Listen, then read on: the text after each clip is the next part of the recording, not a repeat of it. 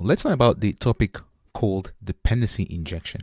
So you saw that we have a class called car service, which is this class in here. And car service has this field right here called car DAO, and we immediately instantiate this. Now this right here, it's actually bad code. And the reason for it is that because car service now is tightly coupled with car DAO, and let's also say that we have a email service in here, and this class has to connect to Gmail, for example. The same with, for example, MOT. So this is basically how you go and perform checks on your car to see whether the tires are good, the mirrors, the lights, so on and so forth, right? So this class in here is tightly coupled with all of these three classes. Now, if this class changes, for example, email service or car DAO, we actually have to recompile the entire class, car service. Moreover, whenever we instantiate car service, in this instance right here, we are instantiating all of these classes in here. Now, you could imagine that when we are instantiating car service and Gmail, for example, is down. So let's say that Gmail is down.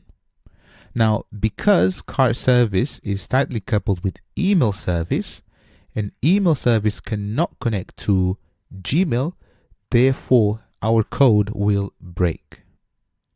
And the last point I want to talk to is testing. If we want to test car service, so let's just put Gmail back for a second. So if we want to test car service in here, so we face the same issue.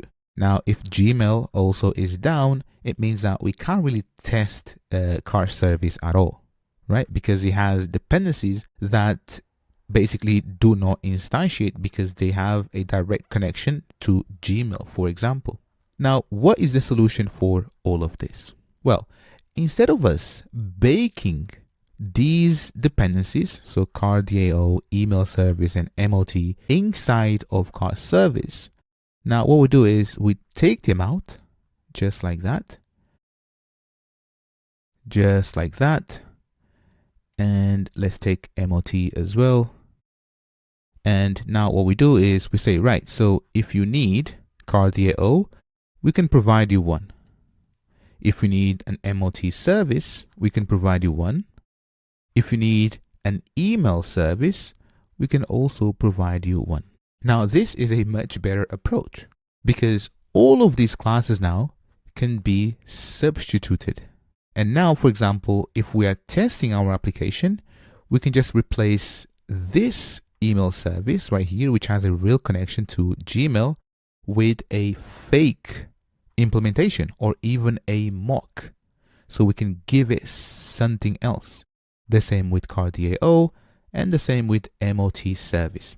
And as you learn later when testing applications, we should really be testing these in isolation, meaning that we test car DAO in isolation, email service in isolation, MOT in isolation, and then car service at the point that we are testing it. All of these can be mocked because we already tested it.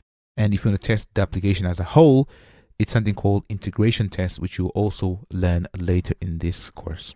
But basically, this is the general idea. And this is known as dependency injection, where we are basically injecting the dependencies to the class in use. So car service needs car DAO.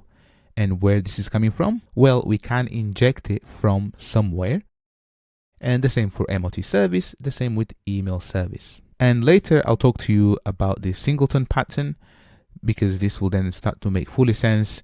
But also here, have a look. So email service right here. So if we bundle Gmail connectivity or the actual code inside of email service, this breaks the rule. So instead what we want to do is we want to take it out just like this.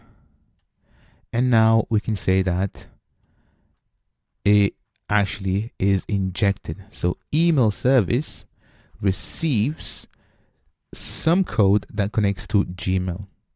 Now, the benefit of this right here is that we can actually mock this entire thing when we are testing. So you should always inject your code. Now, what does injection really means? Let me show you in the next video.